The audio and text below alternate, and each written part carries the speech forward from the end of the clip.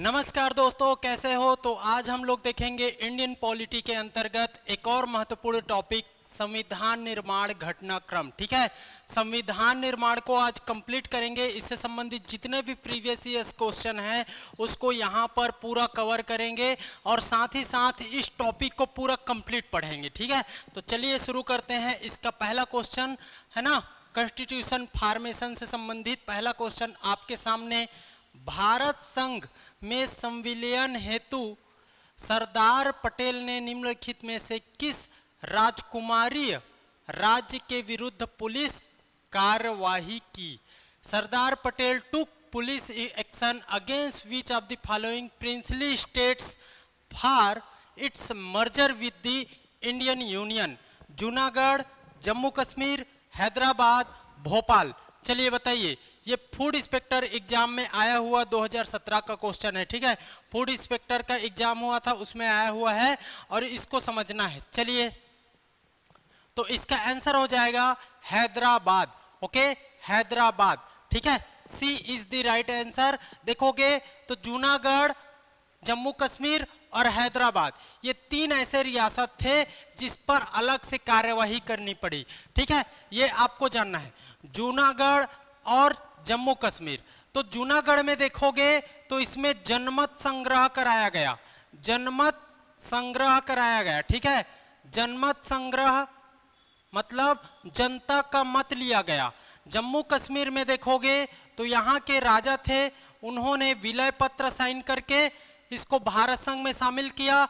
और हैदराबाद, ये लोग शामिल होना ही नहीं चाह रहे थे, इस कारण यहाँ पर सैनिक कार्यवाही या पुलिस कार्यवाही देखोगे, सैनिक कार्यवाही के थ्रू इसको भारत संघ में शामिल किया गया। इसके बारे में देखिए, तो ये हैदराबाद, हैदराबाद देखोगे पुलिस कार्यवाही, सैनिक कार्यवाही में ये आ जाएगा। ठीक है, इसके बारे में डिटेल और देखते हैं। तो डिटेल देखिए, ये देखिए इसका देशी रियासतों का एकीकरण, integration of the Indian states. तो इसमें देखोगे तो उस समय 552 देशी रियासत थे, 552 देशी रियासत। 549 रियासतों ने तो भारत संघ में शामिल होने के लिए इजली मान गए। ठीक है ना, ये लोग मान गए। लेकिन तीन रियासत कौन कौन सा, जम्मू कश्मीर, जूनागढ़ और हैदराबाद, इन तीनों ने यहां पर शामिल होने से मना कर दिया। फिर कौन, सरदार वल्लभ भाई पटेल। सरदार वल्लभ भाई पटेल जाते हैं, समझाते हैं, फिर इन लोगों से बात करते हैं। तो इनके लिए एक तरीका अपनाया गया, जम्मू कश्मीर में शामिल कराने के लिए विलय पत्र साइन कराया गया, जूनागढ़ को शामिल कराने के लिए जनमत संग्रह लिया गया और हैदराबाद, हैदराबाद में पुलिस कार्यवाही की गई, जिसको ऑपरेशन पोलो के नाम से भी जाना जाता है। याद कर लेना भाई, ऑपरेशन पोलो। इसी कारण आप देखोगे सरदार वल्लभ भाई को लौह पुरुष के नाम से जाना जाता है, सरदार वल्लभ भाई पटेल को लौह पुरुष के नाम से, क्योंकि इन्होंने छोटे छोटे रियासतों में बटे हुए भारत को एक भारत, अखंड भारत के रूप में यहां पर स्थापित किया। ठीक है, तो ये था इसका आंसर। ये तीनों याद रख लेना। विलय पत्र पूछ देता तो कौन सा लेना रहता, जम्मू कश्मीर। जनमत संग्रह पूछ देता तो जूनागढ़, और अगर पुलिस कार्यवाही पूछा है तो हैदराबाद लेना है। ठीक है, तो ये आपको जानना है। ओके, चलिए नेक्स्ट क्वेश्चन की ओर बढ़ते हैं। कैबिनेट मिशन योजना के अनुसार संविधान सभा में कुल कितने सदस्य थे। कैबिनेट मिशन के अकॉर्डिंग, कैबिनेट मिशन के अकॉर्डिंग देखोगे तो इसमें कितने सदस्य थे।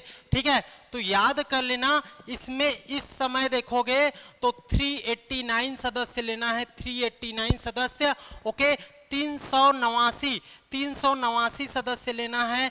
एबीओ 2013 में पूछा गया क्वेश्चन है। ठीक है, एबीओ 2013 में पूछा गया क्वेश्चन। तो समझिए कहां पर, यहां देखते हैं, ये देखिए संविधान सभा का गठन, संविधान सभा का गठन को यहां पर देखते हैं। चलिए, कट तो नहीं रहा है, ठीक आ रहा है। ठीक है, तो कैबिनेट मिशन योजना द्वारा सुझाए गए प्रस्तावों के तहत नवंबर 1948 में संविधान सभा का गठन होता है। ठीक है, ये 1948 नहीं, ठीक, हाँ ठीक है, संविधान सभा का गठन। फिर संविधान सभा का चुनाव देखोगे तो चुनाव इस समय कुल सदस्य कितने? 389। 389 में 292 ब्रिटिश प्रांत के थे, 93 देसी रियासत से थे और 4 देखोगे 4 तो ये ब्रिटिश कमिश्नरी के अंतर्गत आते थे। 93, 4 और 292 तीनों को जोड़ोगे तो कितना होगा? 389। इसी को पूछा है वहां पर। तो संविधान सभा के कुल सदस्य कितने? 389। आपका पूछ दे ब्रिटिश प्रांत से कितने? 292। आपका देसी रियासत से 93 और 4 ब्रिटिश कमिश्नरी से, याद रख लेना। और इनका आपका चुनाव प्रतिनिधित्व देखोगे, प्रतिनिधित्व तो प्रत्येक 10 लाख की आबादी हेतु एक प्रतिनिधि का प्रावधान किया गया था।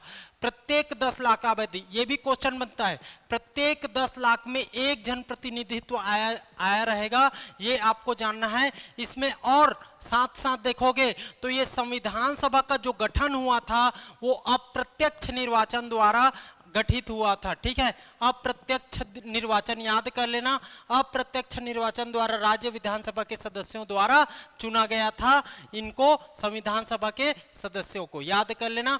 कैबिनेट मिशन योजना 1946 में आएगा, 1946 में आएगा और ये क्या करेगा? संविधान सभा का सिफारिश करेगा। ठीक है, संविधान सभा का सिफारिश करेगा। इसके बाद आप देख लीजिए तो भारत के संविधान सभा की रचना हेतु संविधान सभा का विचार सर्वप्रथम किस पार्टी को आया था?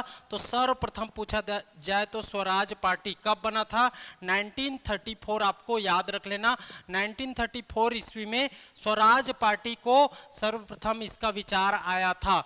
1934 में विचार है ना, ये विचार कब आया था उसका डेट है, तो कब आपको याद रख लेना 1934। ओके, समझ आया? तो ये है आपका कॉन्स्टिट्यूशन असेंबली। ठीक, इसके बाद नेक्स्ट क्वेश्चन आ जाते हैं।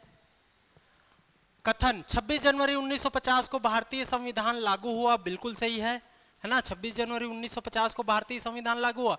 26 जनवरी 1930 को कांग्रेस ने भारत का प्रथम स्वतंत्रता दिवस मनाया। ये सही है कि नहीं बताइए? तो इसको आपको जानना है, ये भी सही है। ठीक है, इसमें जो स्टेटमेंट और इसके रीजन हैं ये दोनों सही है। ठीक है, कथन और कारण दोनों सही है, याद रख लेना। ठीक है, और कथन कारण दोनों सही है और स्पष्ट व्याख्या भी करता है। क्यों? क्योंकि आपको समझना है जो ये 26 जनवरी 1930 से स्वतंत्रता दिवस के रूप में मनाते आ रहे थे, तो इस डेट को यादगार बनाने के लिए इसी डेट पर 26 जनवरी 1950 को भारतीय संविधान को लागू किया गया। ठीक है, इसका आंशिक रूप से देखा जाए तो 26 नवंबर 1949 को ये लागू हो चुका था, लेकिन पूर्ण रूप से लागू कब हुआ? 26 जनवरी 1950 को लागू हुआ। इस कारण कथन, आपका ऑप्शन ए कथन और कारण दोनों सही है और कथन कारण को स्पष्ट भी करता है, ये आपको जानना है। ये सीएमओ में पूछा गया क्वेश्चन है, सीएमओ 2010 का परीक्षा में आया हुआ क्वेश्चन है। और इसका व्याख्या देखोगे तो भारतीय राष्ट्रीय कांग्रेस के लाहौर अधिवेशन हो रहा था। लाहौर अधिवेशन कब? तो आपको याद कर लेना 1929 में, 1929 में लाहौर अधिवेशन की घोषणा। और उसमें देखोगे तो उसी में 26 जनवरी को भारत का स्वतंत्रता दिवस के रूप में मनाया जाएगा, ऐसा घोषणा किया गया। ठीक है, 26 जनवरी को। ओके, याद रख लेना। और ये कब से स्टार्ट हुआ? तो 26 जनवरी 1930 से मनाना स्टार्ट हुआ। अब इस डेट को यादगार बनाना था, इस डेट को यादगार बनाना था। इसी कारण हमारा जो संविधान है ना, ये संविधान है, इसको लागू किया इस डेट पर। तो इसको अब लागू किया गया 26 जनवरी 1950। ओके, याद रख लेना, क्योंकि ये आंशिक रूप से 26 नवंबर 1949 को हो गया था, लेकिन पूर्ण रूप से पूछा जाए तो 26 जनवरी 1950। ये पूर्ण रूप से लागू कब? 26 जनवरी 1950। रीजन क्या था? ये 26 जनवरी 1930, ठीक है, ये डेट को यादगार बनाने के लिए। ओके, तो इसको जान लेना है। ठीक है, चलिए नेक्स्ट क्वेश्चन की ओर बढ़ते हैं। संविधान सभा के प्रत्येक सदस्य का चयन कितनी जनसंख्या के आधार पर किया गया था? अभी बताया हूं, संविधान सभा के बारे में बताया हूं, तो प्रत्येक 10 लाख पर एक जन का प्रतिनिधित्व था। ठीक है, एक व्यक्ति का प्रतिनिधित्व, एक सदस्य, बोलो यहां पर, एक सदस्य को 10 लाख से चुनकर। और याद रख लेना, ये अप्रत्यक्ष चुनाव है ना, इसके लिए कोई डायरेक्ट इलेक्शन नहीं हुआ था, अप्रत्यक्ष चुनाव पद्धति से ये लोग चुन करके आए थे। ठीक है, इनको चुना किसने था? जो तो प्रांतीय विधानसभा के सदस्य थे ना, उन्होंने ही इसका चयन किया था। ठीक है, और उनकी 10 लाख की जो प्रतिनिधित्व करते थे वो लोग चयन करते थे एक व्यक्ति को। ठीक है, तो इसको याद कर लेना, इसका आंसर हो जाएगा B is the right answer. ठीक है, चलिए नीचे 2 कथन दिए गए हैं, कथन और कारण बताना है क्या है। भारत एक संपूर्ण प्रभुत्व समाजवादी धर्मनिरपेक्ष लोकतंत्रात्मक गणराज्य है। इसे 42वें संविधान संशोधन 1976 द्वारा संपूर्ण प्रभुत्व संपन्न लोकतंत्रात्मक गणराज्य के स्थान पर प्रतिस्थापित किया गया है। ठीक है, तो बिल्कुल ये सही है, बिल्कुल सही है ना। सही चयन करना है तो 42वें संविधान संशोधन 1976, इसी में इसको शामिल किया गया है। इसको याद कर लेना भाई, पंथ निरपेक्ष को उसी में शामिल किया गया है, तो इसको याद कर लेना, 42वें संविधान संशोधन 1976। और ये ए इसका सही हो जाएगा, ए और आर दोनों सही है, और व्याख्या भी सही करता है, इसको भी याद कर लेना भाई। कोई दिक्कत है? कोई दिक्कत बताइए, कोई दिक्कत? तो इसको जानना है। ठीक है, इसका डिटेल देख लेते हैं। डिटेल तो नहीं है, लेकिन यहां पर देख लो। चलो एक चीज देखो, एक नोटिफिकेशन देख लेते हैं। तो शिक्षक भर्ती का परीक्षा आपका आयोजित होना है ना, शिक्षक, सहायक शिक्षक, प्रयोगशाला, सबके लिए। तो इसमें आप देखोगे तो हमारे इंस्टीट्यूट द्वारा इसके लिए कोर्स लॉन्च किया जा रहा है, बैच स्टार्ट किया जा रहा है। तो ये बैच 1 सितंबर से होना था, लेकिन किसी कारणवश है ना 8 सितंबर से, ये याद कर लेना, ये 8 सितंबर से। ठीक है, आप 8 सितंबर से स्टार्ट होने जा रहा है, 8 सितंबर से। ओके, याद कर लेना, 8 सितंबर से ये शुरू होगी। तो शिक्षक भर्ती, इसका फीस है ऑफलाइन, ऑनलाइन देख लो। ऑफलाइन में देखोगे तो 2499 रुपये, और ऑनलाइन में देखोगे तो 1799 रुपये। ठीक है, अगर आप लोग सहायक शिक्षक और शिक्षक दोनों एक साथ करना चाहते हो तो उसके लिए भी आप कॉल कर सकते हो, वो भी चल रहा है। उसके लिए फीस थोड़ा सा बढ़ जाएगा, 2999 हो जाएगा ये ऑफलाइन। ठीक है, ये आपको जानना है, ये 2499 हो जाएगा। ठीक, तो ये है ना। अगर आप सीडीपी अलग से पढ़ना चाहते हो, सीडीपी, तो उसके लिए भी आप, ये 8 तारीख को ही स्टार्ट होगा। ठीक है, सब 8 तारीख को, तीनों कोर्स एक साथ 8 तारीख को स्टार्ट हो रहा है। तो 8 तारीख से आप ज्वाइन करना चाहते हो तो आपको डिस्काउंट और थोड़ा बढ़ा दिया गया है, और जल्दी से जल्दी जाकर के ज्वाइन कर लीजिए। ये नंबर दिया गया है, नंबर पर कॉल कर लीजिए। साथ ही साथ ये हमारा हेड ऑफिस है, एड्रेस है DDU नगर गोल चौक, ठीक, रायपुर। ठीक, यहाँ पर आकर के आप ज्वाइन कर सकते हो और अपनी तैयारी को सबसे बेहतर बना सकते हो। ठीक है, तो जल्दी कीजिए, ज्वाइन कर लीजिए और स्टार्ट कर दीजिए। ज़्यादा से ज़्यादा हो सके तो ऑफलाइन ज्वाइन करने की कोशिश करना। ऑफलाइन में जो कंसंट्रेशन बनता है वो ऑनलाइन में नहीं बनता, मैं बार बार बोलता हूँ इस चीज़ को। ठीक है, तो आप लोग को ज़्यादा से ज़्यादा ऑफलाइन आने की जरूरत है, ऑफलाइन पढ़ाई करने की जरूरत है। समझ आ रहा है ना? ओके, मैं यहाँ पर पॉलिटी पूरा कंप्लीट कर दूंगा, डोंट वरी, आपको टेंशन नहीं लेना है। ठीक है, तो ये आपको जानना है। ओके, चलिए आ जाते हैं हम लोग फिर से।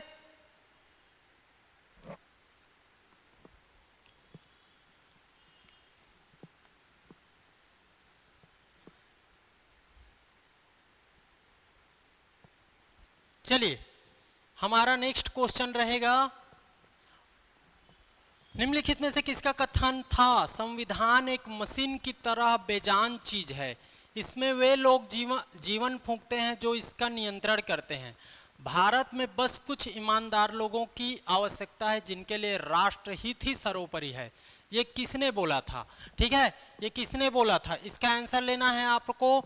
तो चलिए बताइए, एक मिनट ना।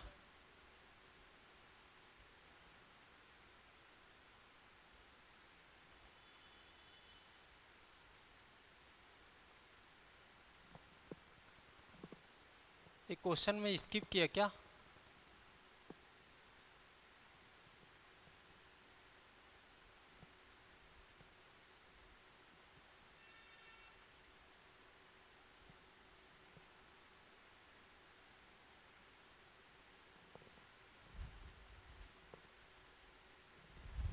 चलो चलो इसी को बताओ, ठीक है।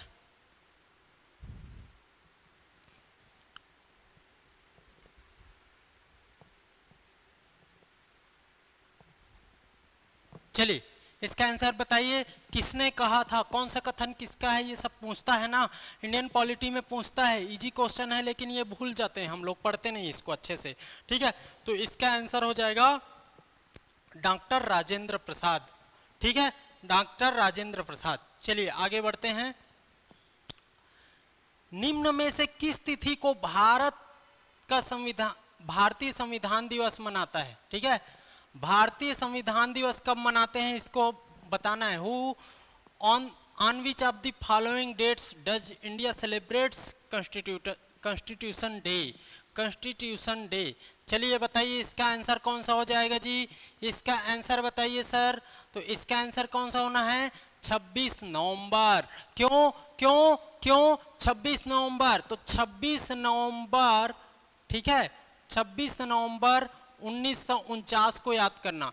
26 नवंबर 1949 को आंशिक रूप से संविधान सबसे पहले लागू हुआ था, आंशिक रूप से सबसे पहले लागू हुआ था। इसी कारण इस डेट को संविधान दिवस के रूप में इस तारीख को हम लोग मनाते हैं, ठीक है। याद कर लेना भाई, कोई दिक्कत? संविधान दिवस, संविधान दिवस। क्यों? क्योंकि इस दिन आंशिक रूप से संविधान लागू हुआ था और इसी कारण हम लोग 26 नवंबर को याद करते हैं। कोई दिक्कत हो रहा तो बताइए, कोई दिक्कत हो रहा तो बताइए। देखिए 2021 में पूछा गया ये क्वेश्चन है।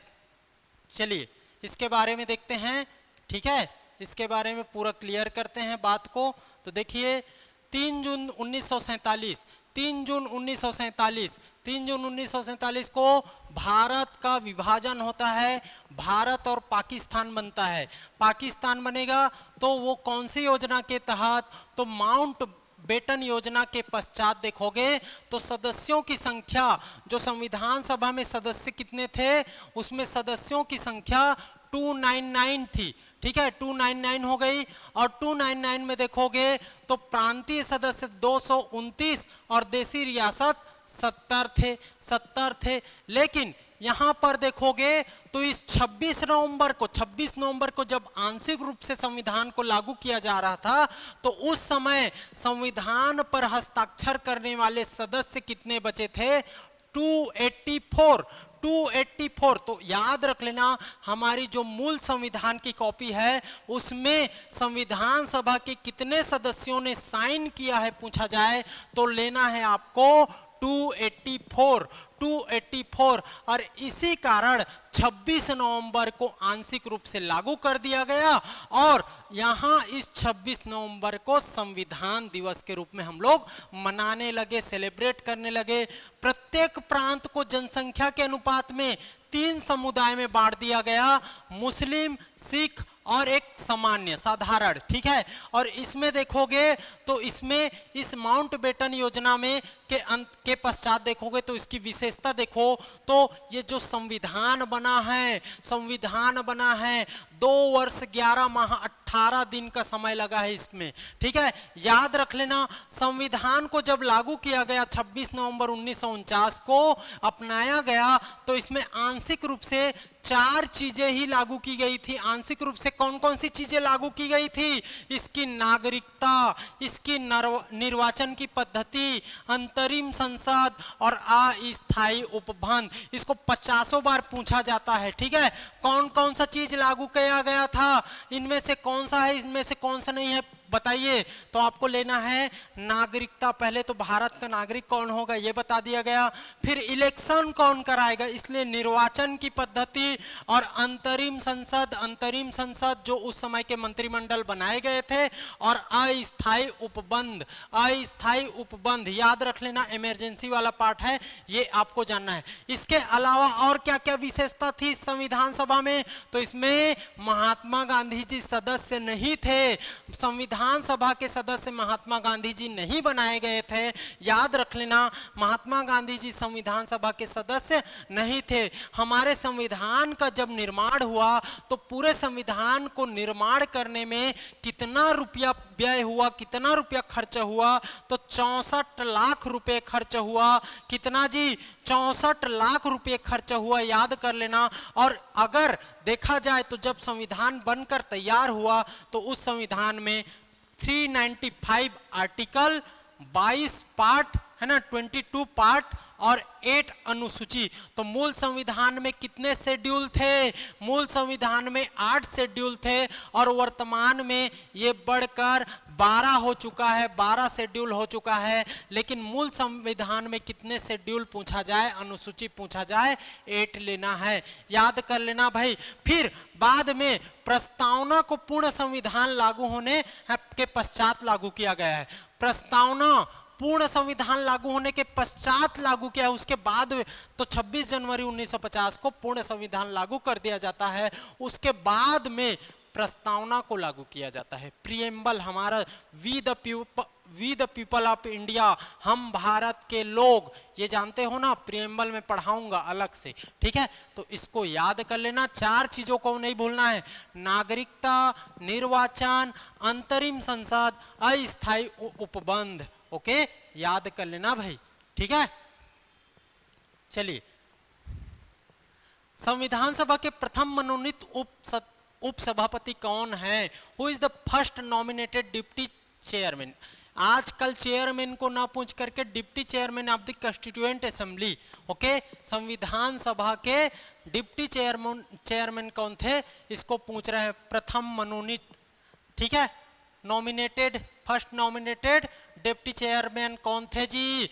तो याद कर लेना भाई, कौन थे? फ्रैंक एंथोनी, याद कर लेना भाई, फ्रैंक एंथोनी, ठीक है।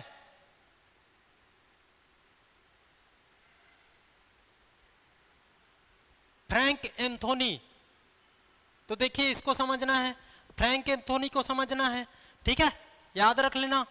फ्रैंक एंथोनी समझोगे तो 9 दिसंबर 1946 को प्रथम क्या वो होता है, बैठक होता है संविधान सभा का। प्रथम बैठक होता है 9 दिसंबर 1946 को, पहली बार संविधान सभा के लोग बैठते हैं। तो उस समय देखोगे तो नॉमिनेटेड अध्यक्ष रहेंगे और नॉमिनेटेड क्या रहेंगे, उपाध्यक्ष रहेंगे, या आप उसी को सभापति और उपसभापति बोलोगे। तो प्रथम बार जब बैठे थे तो इसी को अस्थायी अध्यक्ष बोला जाता है। सच्चिदानंद सिन्हा अस्थायी अध्यक्ष थे और उपसभापति थे फ्रैंक एंथोनी, इसी को पूछा है जी। उसके बाद देखोगे जो 9 दिसंबर 1946 को ये बढ़ गए, है ना, याद रख लेना। इसके बाद देखोगे तो ये 10 दिसंबर को भूल जाओ, फिर आपका 11 दिसंबर याद कर लेना, ठीक है। 11 दिसंबर को फिर से बैठते हैं, क्योंकि 10 दिसंबर को सच्चिदानंद सिन्हा जी की डेथ हो जाती है, फिर 11 दिसंबर को बैठा जाता है। तो 11 दिसंबर को बैठते हैं जब, तो इसके स्थायी अध्यक्ष बनाए जाते हैं कौन, डॉक्टर राजेंद्र प्रसाद स्थायी अध्यक्ष बनाए जाते हैं। और स्थायी अध्यक्ष तो बन गए, और उपसभापति या उपाध्यक्ष कौन बनाए, तो याद रख लेना हरेंद्र प्रसाद मुखर्जी और वीटी कृष्णमाचारी। तो 9 दिसंबर 1946 को सबसे प्रथम बार बैठक होगा। 10 दिसंबर को क्या होगा, सच्चिदानंद सिन्हा जी की डेथ, और 11 दिसंबर को फिर से बैठेंगे और उसमें राजेंद्र प्रसाद जी को स्थायी रूप से अध्यक्ष बना देते हैं। जैसे कि अभी स्पीकर देखते हो ना, स्पीकर ओम बिड़ला जी, उसी तरीके से। ठीक है, तो याद रख लेना। ठीक, ये आपको जानना है। फ्रैंक एंथोनी थे उपसभापति या उपाध्यक्ष। और इसमें पूछ दे, इसमें स्थायी में पूछ दे तो हरेंद्र प्रसाद मुखर्जी और वीटी कृष्णमाचारी। वीटी कृष्णमाचारी। समझ आ रहा है ना? मजा आ रहा है कि नहीं बताइए, मजा आ रहा है कि नहीं? पूरा कवर कर दूंगा मैं, पूरा, कोई भी चीज नहीं छोड़ूंगा। यहाँ संविधान निर्माण से संबंधित हर एक फैक्ट यहाँ पर कवर हो जाएगा। आपको पढ़ने की ही जरूरत नहीं है और कुछ चीज यहीं पर आप अच्छे से पढ़ लो, याद कर लो। ठीक है, समझ आ रहा है ना? मजेदार है कि नहीं बताइए। चलिए अब आ जाते हैं फिर से। ठीक, संविधान सभा का प्रथम सत्र कब आयोजित हुआ था?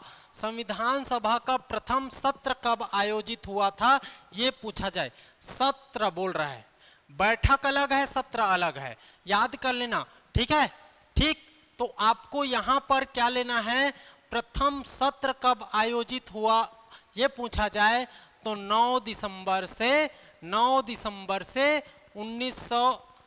दिसंबर 1947 से आपका 23 दिसंबर 1947। याद कर लेना भाई, 9 दिसंबर से 23 दिसंबर, ये आपको याद रख लेना है। ये क्या है, फर्स्ट सेशन कब स्टार्ट हुआ, फर्स्ट सेशन कब स्टार्ट हुआ, तो इसको याद कर लेना 9 दिसंबर, क्योंकि 9 दिसंबर से ही क्या हुआ था, प्रथम बैठक स्टार्ट हुआ था। 9 दिसंबर 1946 से था वो, लेकिन याद रख लेना ये। ठीक है, ये आपको जानना, ये 47। ठीक, ब्रिटिश संसद ने इंडियन इंडिपेंडेंट एक्ट को कब पारित किया? When did the British parliament pass the Indian independence act? Indian independence act बताइए कब पास किया? देखिए ये आपका सीजीपीएससी का क्वेश्चन है 2022 का, तो याद कर लेना 5 जुलाई 1947 को इंडियन इंडिपेंडेंस एक्ट कब पास हुआ, याद रख लेना, तो 5 जुलाई 1947, याद रहेगा, 5 जुलाई 1947। ओके, ये आपको जानना है।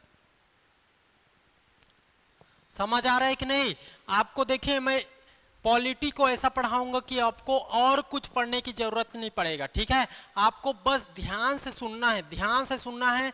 एमसीक्यू के साथ पूरे टॉपिक को कवर कर रहा हूं मैं, इसमें कुछ नहीं छूट पाएगा। देखना आप, देखना फाइनली आप जब हम लोग कंप्लीट करेंगे तो इसमें कुछ नहीं छूटा रहेगा। ठीक है, हर फैक्ट यहां पर बता दिया जाए रहेगा। ठीक है, तो इसको याद रख लेना।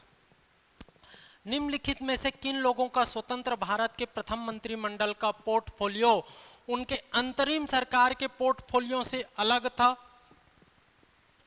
भिन्न था? किसका था बताइए, इसमें कौन सा आंसर आएगा? तो जगजीवन राम का सेम था, राजेंद्र प्रसाद जी का सेम था, बलदेव सिंह जी का सेम था, और इसमें ये CH भाभा केवल डी आंसर आएगा, केवल 3 डी आंसर आएगा। याद कर लेना इसको। और देखते हैं, अब एकदम देखते हैं, यहां पर पूरा याद करो, चलो याद करो। ये देखो, जब अंतरिम सरकार बना था तो यहां पर समझना है।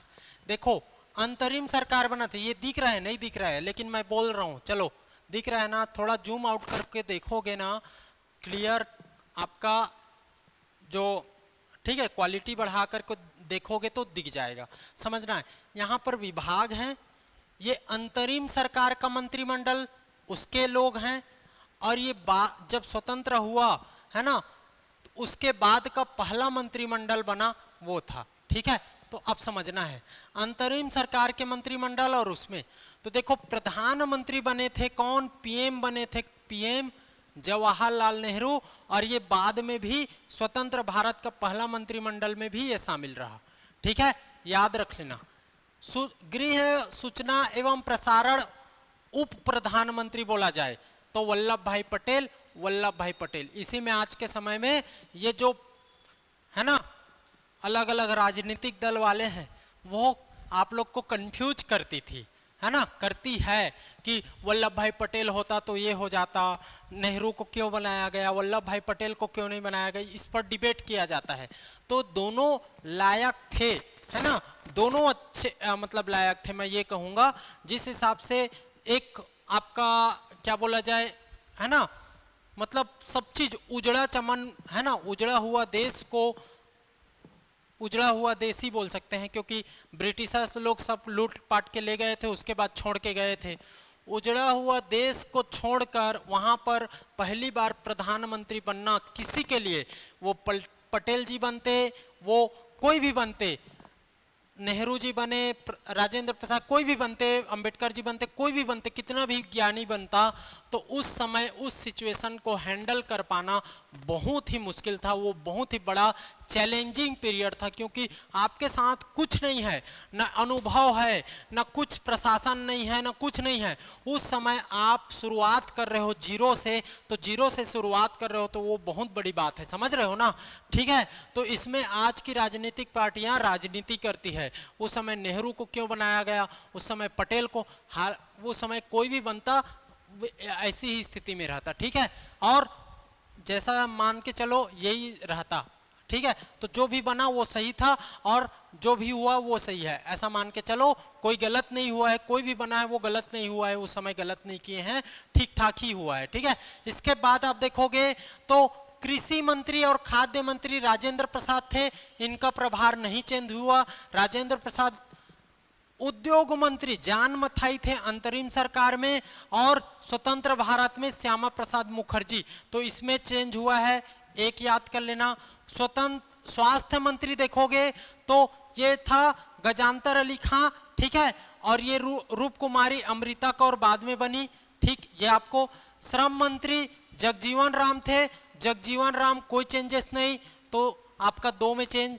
वित्त मंत्री लियाकत अली, और ये थे बाद में आर के सन्मुखम सेट्टी। आर के सन्मुखम सेट्टी पूछा है ना, वित्त मंत्री का सीक्वेंस जमाइए, पूछा है ना, आर के सन्मुखम सेट्टी, एडीओ के एग्जाम में पूछा है आई थिंक, ठीक है। तो ये आपको याद रख लेना। अंतरिम सरकार में कौन थे, लियाकत अली जी थे। रक्षा मंत्री डिफेंस मिनिस्टर बलदेव सिंह जी, तो बलदेव सिंह ही थे, कोई दिक्कत नहीं। शिक्षा मंत्री सी राजगोपालाचारी, और इसको चेंज करके बाद में अबुल कलाम आजाद, है ना, अबुल कलाम आजाद, मौलाना अब्दुल कलाम आजाद, ये आपको याद रख लेना। रेल एवं परिवहन मंत्री तो असफ अली थे, बाद में जान मथाई, याद कर लेना। विधि मंत्री देखोगे, विधि मंत्री तो अंतरिम सरकार में कौन बने थे, जोगेंद्र नाथ मंडल, और ये स्वतंत्र भारत वाले में डॉक्टर BR अंबेडकर, भीमराव अंबेडकर जी। और याद रख लेना वाणिज्य मंत्री I चुंद्रीगर, और ये बाद में बने कौन, तो CH भाभा, याद कर लेना भाई, CH भाभा, ठीक है। तो कितने आपका देखोगे तो 7 मिनिस्टर थे, उसके विभाग बदले गए बाद में 7 लोगों का, एक तो जान मथाई, फिर गजानतर अली खां, फिर लियाकत अली, सी राजगोपालाचारी, असफ अली, फिर जोगेंद्र नाथ मंडल, I चुंद्रीकर। तो ये 7 हुआ, 4 3 7 का चेंज हुआ, याद रख लेना 7 का चेंज हुआ है। बाकी लोग का सेम बना रहा, प्रधानमंत्री जी का, वल्लभ भाई पटेल जी का, आपका खाद्य एवं कृषि मंत्री जी का, श्रम मंत्री जी का 4 हो गया, उसके बाद रक्षा मंत्री जी का 5 हो गया, इन लोग का सेम बना रहा। तो इसमें सेम किसका बना रहा, कितने लोगों का बना रहा, तो प्रधानमंत्री रहेंगे ही, 1 2 3 4 लोगों का। और किनका चेंज हुआ, तो 7 लोगों का चेंज हुआ। उद्योग मंत्री जान मथाई थे, श्यामा प्रसाद मुखर्जी बने। स्वास्थ्य मंत्री गजानतर अली खां थे, रूप कुमारी अमृता कौर बनी। वित्त मंत्री लियाकत अली, फिर आर के सन्मुखम शेट्टी बने, ठीक है, याद रख लेना। शिक्षा मंत्री सी राजगोपालाचारी थे, फिर अबुल कलाम आजाद जी बने। रेल परिवहन मंत्री असफ अली थे, वो जान मथाई बने।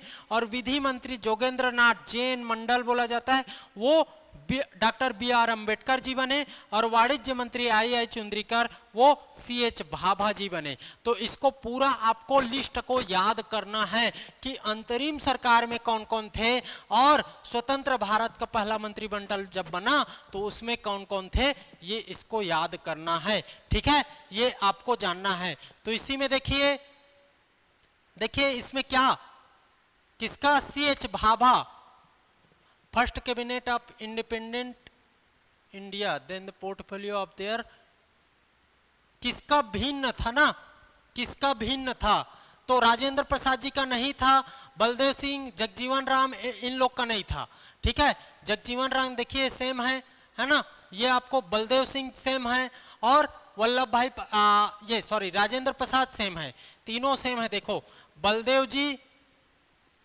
जगजीवन राम और ये तीनों सेम है, तीनों सेम है, देखो है ना, और एक को अलग लेना है, ठीक है। तो ये आपका आंसर था, ठीक है, ये आपका आंसर था। तो सी एच भाभा का चेंज हुआ है बाद में, ठीक है, वाणिज्य विभाग मिला था इनको, ठीक। समझ आ रहा है ना जी, मजेदार है कि नहीं बताइए, यहीं पर क्लियर हो रहा है कि नहीं, पूरा क्लियर करा दूंगा, आपको ध्यान से बस सुनना है। और ये देख लिए ना तो आपका आधा पॉलिटी खत्म, लास्ट में एक बार रिवाइज करना है आप लोग को, ठीक है, ये आपको जानना है। चलिए 1946 में कांग्रेस ने जवाहरलाल नेहरू की अध्यक्षता में, ये कुछ गलत टाइप हुआ है, सिंह सामग्री तथा प्रस्ताव तैयार करने के लिए विशेषज्ञों की समिति का गठन किया। इनमें से कौन इस समिति सदस्य नहीं थे, इस समिति के सदस्य नहीं थे, ये पूछा गया है, ठीक है। तो एक प्रस्ताव तैयार करने के लिए, ठीक है, ये संविधान की ये थोड़ा सा गलत हुआ है ना, ये आपको याद, तो उसमें समिति गठित किया गया था 1946 में नेहरू जी के द्वारा, उसमें कौन नहीं थे पूछा गया है। तो उसमें केटी शाह थे, आसफ अली थे, के मुंशी थे, बी एन राय नहीं थे, बी एन राय नहीं थे, इसका आंसर हो जाएगा ए इज द राइट आंसर। और इसमें देखिए 8 लोग थे, 8 लोग थे, देख लीजिए 8 लोग को याद करना है।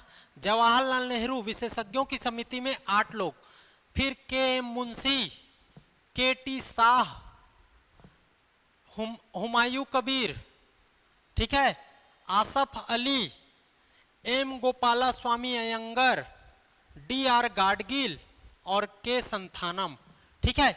इस विशेषज्ञ टीम में कौन कौन थे तो याद कर लेना, 8 लोग थे, नेहरू जी, के मुंशी, के टी शाह, हुमायूं कबीर, आसफ अली, एम गोपाला स्वामी अयंगर, डी आर गाडगिल, के संथानम, के संथानम याद कर लेना भाई, कोई दिक्कत, के संथानम एकदम क्लियर हो जाना चाहिए, एकदम याद कर लो। के टी आपका जवाहरलाल नेहरू, के मुंशी, के टी शाह, हुमायूं कबीर, आसफ अली, अयंगर जी, गाडगिल, के संथानम, ये याद रहेगा, ये याद रहेगा। 8 विशेषज्ञ टीम में 8, ठीक है। तो कौन शामिल नहीं था, बी एन राय, बी एन राय याद कर लेना। अब संविधान ना, ये थोड़ा सा संविधान सभा के संदर्भ में क्या सही है, what is correct regarding the legislative assembly, कौन सा सही है ये पूछा गया है, कौन सा सही है ये बताना है। चलिए बताइए इसका आंसर क्या हो जाएगा सर, इसका आंसर क्या हो जाएगा सर, बताइए इसका आंसर क्या होने वाला है। चलिए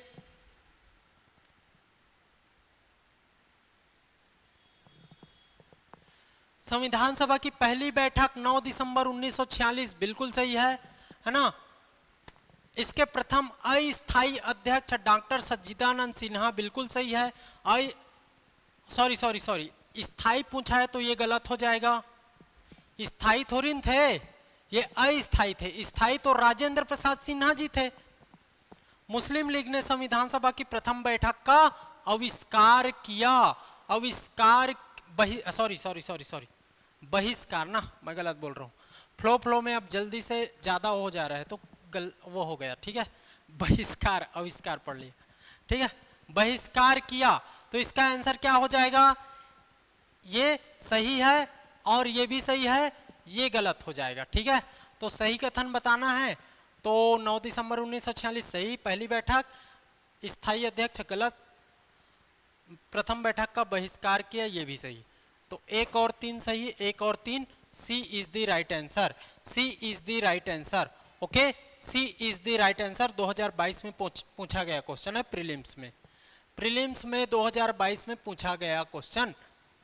भारत का संविधान कब लागू हुआ, ठीक है, किस तिथि को लागू हुआ, किस तिथि को लागू हुआ बताइए, बताइए। 26 नवंबर 1949, 15 अगस्त 1950, 26 जनवरी 1950, उपरोक्त में से कोई नहीं। तो याद कर लो, ये प्रीलिम्स 2023 में पूछा गया क्वेश्चन अगर पूर्ण रूप से पूछा जाए या अगर कुछ नहीं लिखा जाए तो आपको 26 जनवरी 1950 को लेना है, क्योंकि इस दिन पूर्ण रूप से संविधान लागू हुआ था। इस दिन आंशिक रूप से लागू हुआ था, 4 चीजें ही लागू हुआ था इस दिन, इस दिन 4 चीजें ही लागू हुआ था, आंशिक रूप से लागू, आंशिक रूप से लागू, याद रख लेना, इस कारण इसको आंसर नहीं लेंगे। अगर स्पेसिफाई किया रहता कि आंशिक रूप से कब लागू हुआ था, तब हम लोग 26 नवंबर 1949 को आंसर लेते, ठीक है, बात समझ आ रही ना। तो अभी आंसर ले लेना है हमको 26 जनवरी 1950 को, क्योंकि इस दिन पूर्ण रूप से संविधान लागू हुआ था, पूर्ण रूप से लागू, ठीक है, ये आपको जानना है। और इसमें 4 चीजें ही लागू हुआ था, नागरिकता, निर्वाचन, आपका इमरजेंसी उपबंध है ना, अस्थायी उपबंध आपका, इस तरीके से।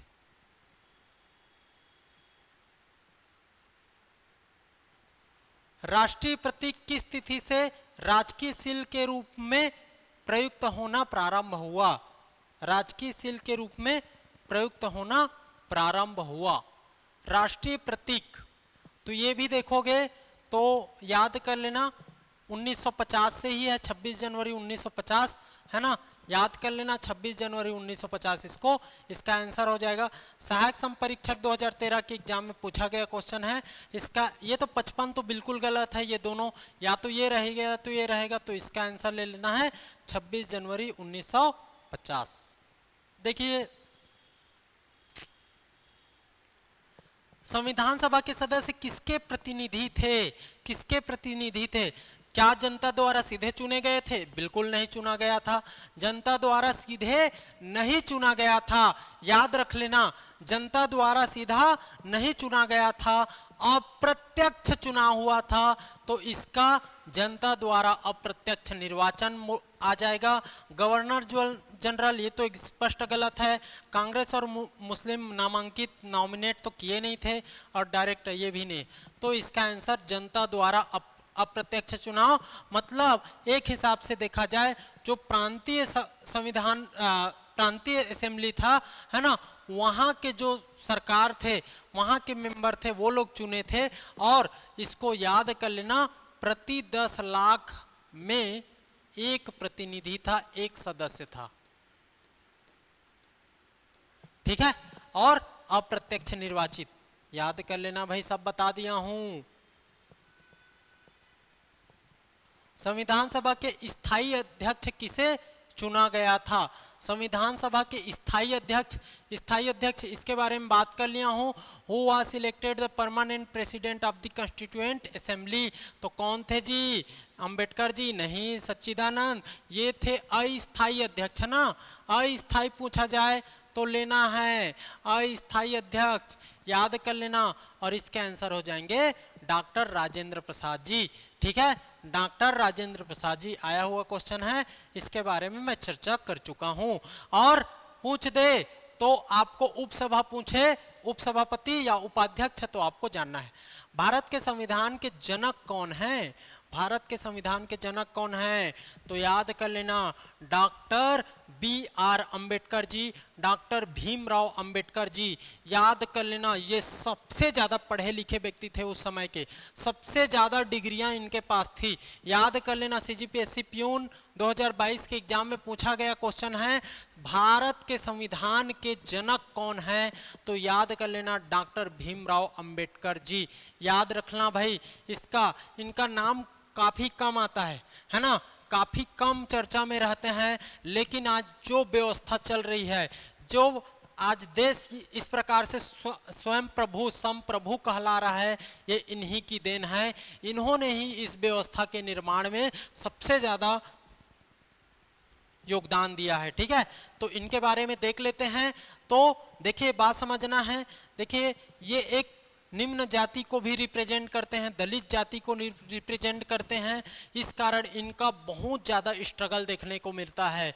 आप अगर अपनी क्या बोलते हैं स्टूडेंट लाइफ में हो, एस्पिरेंट्स की ज़िंदगी जी रहे हो, तो आपको doctor B are Ambedkar ji की जीवनी पढ़नी चाहिए, है ना। बहुत मोटिवेशन आएगा, क्योंकि जब उस समय जब छुआछूत चरम पर था, उस समय इन्होंने पढ़ाई करी है, और ये सबसे ज़्यादा पढ़े लिखे व्यक्ति थे उस समय। ठीक है, सर्वाधिक डिग्रियां थी बड़े बड़े यूनिवर्सिटी में, जो आज की नामी यूनिवर्सिटी है, वहाँ से इन्होंने पीएचडी की डिग्री प्राप्त करी है। ऐसा नहीं है कि आज सुंदर क्या बोलते हैं आज ऐसी प्राइवेट डाल के डिग्री ले लो, उस समय पढ़ना पड़ता था। उस समय जो डिग्री, समझ रहे हो ना, बात समझ रहे हो। इसी कारण आपका देखोगे तो कांग्रेस ने, उस समय के इंडियन नेशनल कांग्रेस ने कॉन्स्टिट्यूएंट असेंबली में जब बात चल रही थी कि संविधान निर्माण के लिए किसका नाम आगे किया जाए, तो यहाँ पर इनका नाम सजेस्ट किया गया कि इनसे बेहतर संविधान के बारे में और कोई नहीं जान पाएगा। इसी कारण इन्हीं को लिखने का मौका मिला, संविधान में संविधान का ड्राफ्टिंग करने का मौका मिला। ठीक है, और इसी आधार पर ड्राफ्टिंग कमेटी बनाई गई। ड्राफ्टिंग कमेटी का गठन हुआ 29 अगस्त 1947 में।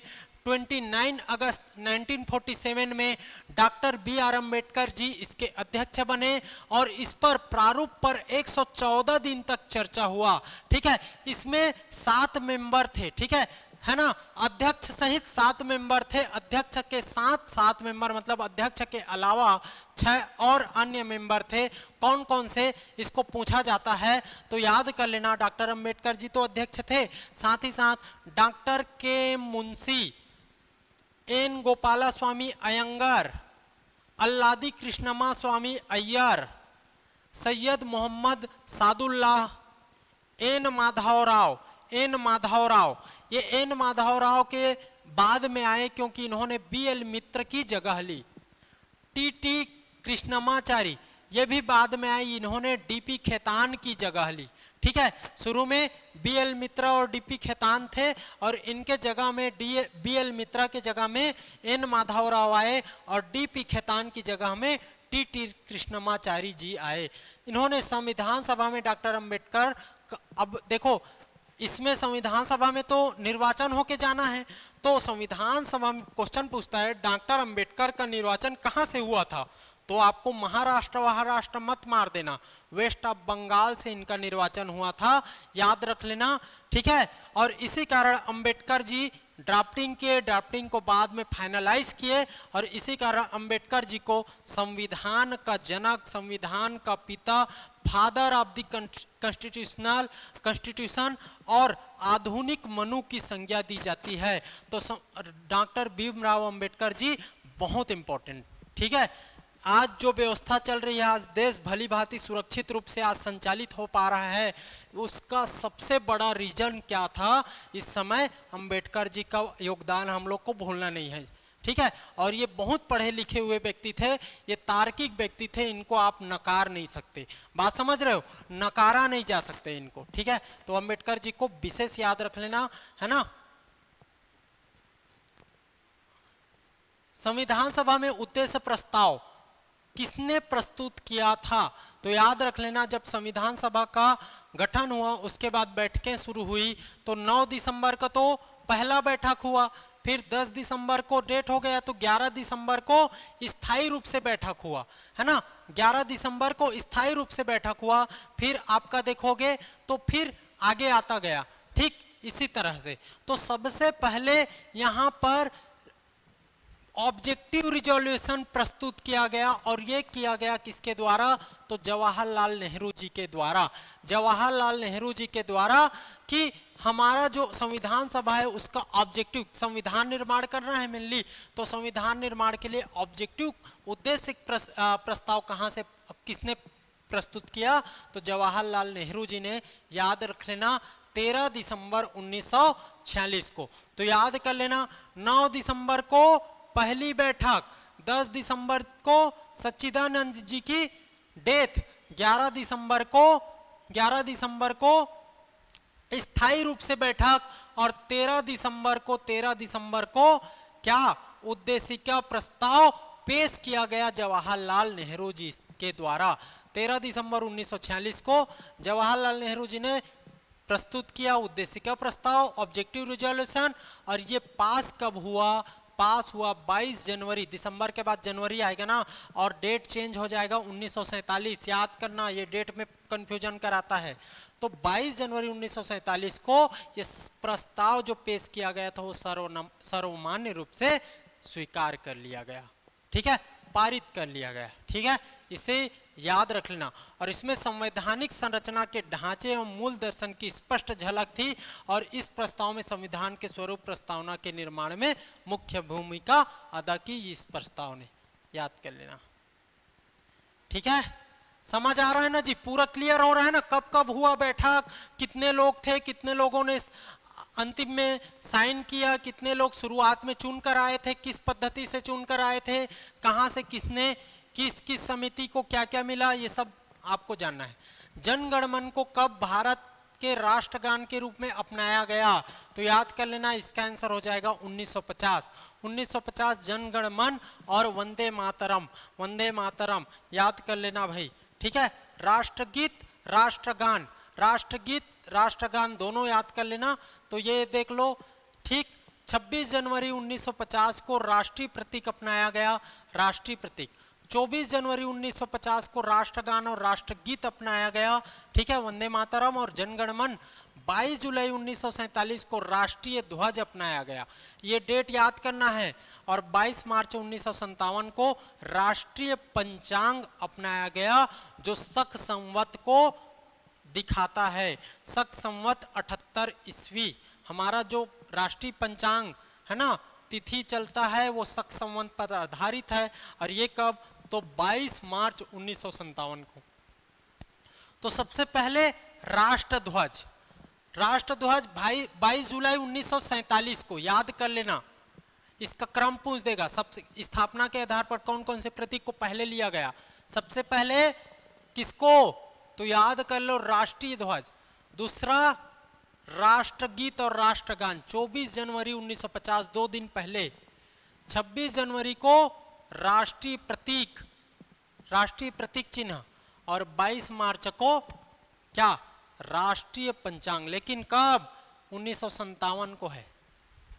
ठीक है, तो 1947 में क्या आपको याद रखना, राष्ट्रीय ध्वज तिरंगा। ओके, उसके बाद राष्ट्रगीत राष्ट्रगान, फिर आप लोग को राष्ट्रीय प्रतीक चिन्ह को लेना है 1950, 26 जनवरी 1950 और 22 मार्च 1957 को राष्ट्रीय पंचांग।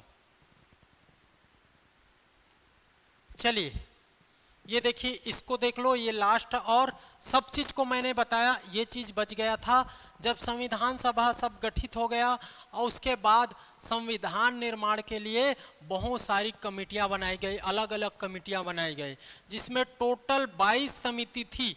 22 कमेटी बनाई गई, उसकी उप समिति और ज्यादा थी। ठीक है, तो 22 समिति में कुछ प्रमुख है, इसको देख लो। तो देखो, संघ शक्ति समिति, संघीय संविधान समिति और राज्यों के लिए समिति, इसके अध्यक्ष बनाए गए थे नेहरू जी, जवाहरलाल नेहरू जी, याद कर लेना। फिर प्रांतीय संविधान समिति, मूल अधिकार एवं अल्पसंख्यक समिति, इसके अध्यक्ष बनाए गए थे सरदार वल्लभ भाई पटेल। याद करना, इस समिति के अध्यक्ष कौन है पूछा जाता है। इसके बाद बोला मैं doctor B R Ambedkar drafting committee के अध्यक्ष बनाए गए थे, है ना। ड्राफ्टिंग कमेटी कब बना था इसको याद रख लेना ना। ओके ठीक, 29 अगस्त याद रखना, डेट को पूछता है। ड्राफ्टिंग कमेटी के अध्यक्ष बी आर अंबेडकर जी, याद रख लेना। और जे आपका राजेंद्र प्रसाद जी झंडा समिति, नियम एवं संचालन समिति, देसी रियासत समझौता समिति के अध्यक्ष बनाए गए थे, इसको भी याद रखना है। जे बी कृपलानी जी मौलिक अधिकार के उप समिति के अध्यक्ष थे। मौलिक अधिकार इससे संबंधित सरदार वल्लभ भाई पटेल, लेकिन उप समिति के अध्यक्ष जे बी कृपलानी। इसके अलावा के एम मुंशी जी कार्य संचालन समिति, यहाँ पर नियम संचालन समिति, ये कार्य संचालन समिति पूछा जाए तो के एम मुंशी जी लेना है। और आपको एच सी मुखर्जी जी को ये अल्पसंख्यक उप समिति के अध्यक्ष याद करना है। अल्पसंख्यक उप समिति के अध्यक्ष किसको? एच सी मुखर्जी जी को। तो ये महत्वपूर्ण कुछ कमेटी है। टोटल तो 22 कमेटी थे, 22 समिति थे। अब 22 को याद करना सही नहीं है, लेकिन कुछ को याद कर लो। जैसे कि ड्राफ्टिंग कमेटी, प्रारूप समिति के अध्यक्ष कौन रहे, प्रांतीय संविधान समिति के अध्यक्ष कौन रहे, मूल अधिकार समिति के अध्यक्ष कौन रहे, है ना, अल्पसंख्यक उप समिति के अध्यक्ष कौन हुए, झंडा समिति के अध्यक्ष कौन हुए, ये सब पूछा जाता है। ओके, याद रख लेना भाई। तो ये हो गया समितियों के अध्यक्ष। तो हम लोगों ने इस तरीके से कंप्लीट किया है संविधान निर्माण को। तो देखो यहां पर मैं सब समिति को बता दिया। इसके बाद कब उद्देश्य प्रस्ताव आया, कब पारित हुआ, 13 दिसंबर, 22 जनवरी, ये दोनों डेट को मत भूलना, ठीक है, ये बता दिया। इसके बाद पूरा ड्राफ्टिंग कमेटी बता दिया। 29 अगस्त 1947 को कितने दिन चर्चा हुआ? 114 दिन, है ना। कौन कौन इसके अध्यक्ष, कौन कौन इसके क्या सदस्य? 6 सदस्य, 1 अध्यक्ष। बी एल मित्र की जगह माधव और डीपी खेतान की जगह में कृष्णमाचारी। खेतान के से शुरू होता है तो कृष्णमाचारी, मित्र मां से चालू होता है तो माधव, याद कर लेना इस तरीके से। और अगर इसको ट्रिक बनाना चाहो तो अंबेडकर जी को तो जान ही जाओगे। उसके बाद देखो 2 ठो माधव के नाम, माधव बोलते हैं और कृष्ण बोलते हैं, दोनों एक साथ याद रख लेना, माधव कृष्ण। गोपाल माधव, कृष्णमा स्वामी अय्यर, कृष्णमाचारी। तो आप कृष्ण जी को याद रखोगे तो 4 इसी से बन गया। गोपाला स्वामी अयंगर, गोपाल कृष्ण गोपाल, ठीक है, गोपाल कृष्णमा स्वामी, माधव कृष्णमाचारी, ये 4 हुआ। एक जन आपको मोहम्मद सादुल्लाह, सैयद मोहम्मद सादुल्लाह, 5 हुआ। और एक मुंशी और मोहम्मद याद कर लो, 4 आपका कृष्ण जी से, गोपाल कृष्णा स्वामी अय्यर, कृष्णमाचारी, आपका ये याद रख लेना, और माधव राव। और एक कौन? अंबेडकर जी। खत्म हो गया, इसको भी याद रख लो। इसके अलावा मैं क्या बता दिया, देखो पूरा कंप्लीट करा दिया हूं।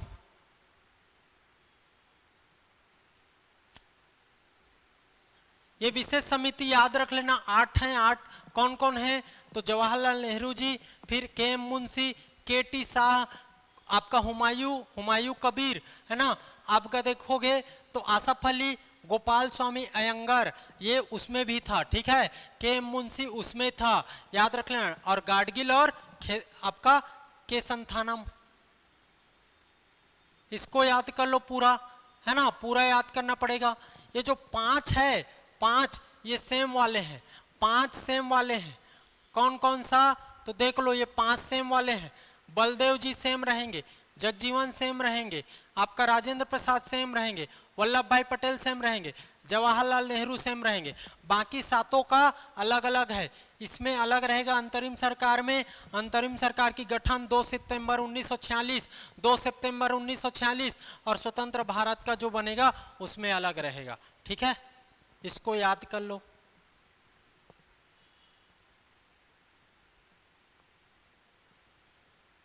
इसके बाद देखो इसको, है ना, अध्यक्ष उपाध्यक्ष दोनों में अस्थाई वाला भी और स्थाई दोनों।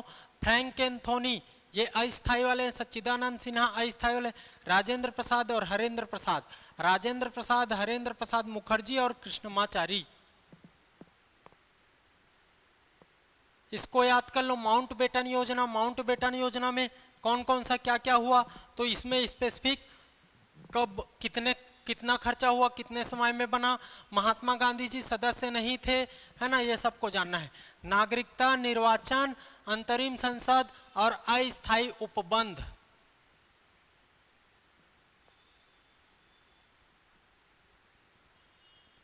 देख लो, है ना, ये देख लो कब, 26 जनवरी 1930 स्वतंत्रता दिवस, प्रथम स्वतंत्रता दिवस 26 जनवरी 1930। इसको याद कर लो। संविधान सभा का गठन कब कब हुआ, कैसे कैसे हुआ, इसको भी बता दिया। तो ये टोटल मैंने कंप्लीट किया है इस चीज को, है ना, टोटल कंप्लीट कर दिया मैंने। ये देखो देसी रियासत, ये भी बता दिया। देसी रियासत 552, 549 मान गए, 3 को मनाना पड़ा, एक को जनमत संग्रह से, एक को विलय पत्र से, एक को लाठी चला करके, ऑपरेशन पोलो। बात समझ आई ना। तो इस तरीके से मैंने पूरे संविधान निर्माण से संबंधित सारे फैक्ट को यहाँ पर कंप्लीट किया है। आप इस वीडियो को देखोगे आपको पूरी तरीके से समझ आ जाएगा। साथ ही साथ आप देखोगे तो ये बहुत बेहतरीन क्वेश्चन है, कैसे क्वेश्चन बनता है ये भी क्लियर हो जाएगा। तो ये था सबसे इम्पोर्टेंट चीज। अब हम लोग नेक्स्ट टॉपिक देखेंगे बाद में, है ना। नेक्स्ट टॉपिक कौन सा रहेगा हमारा, इसके बाद कौन सा टॉपिक रहेगा देख लेते हैं।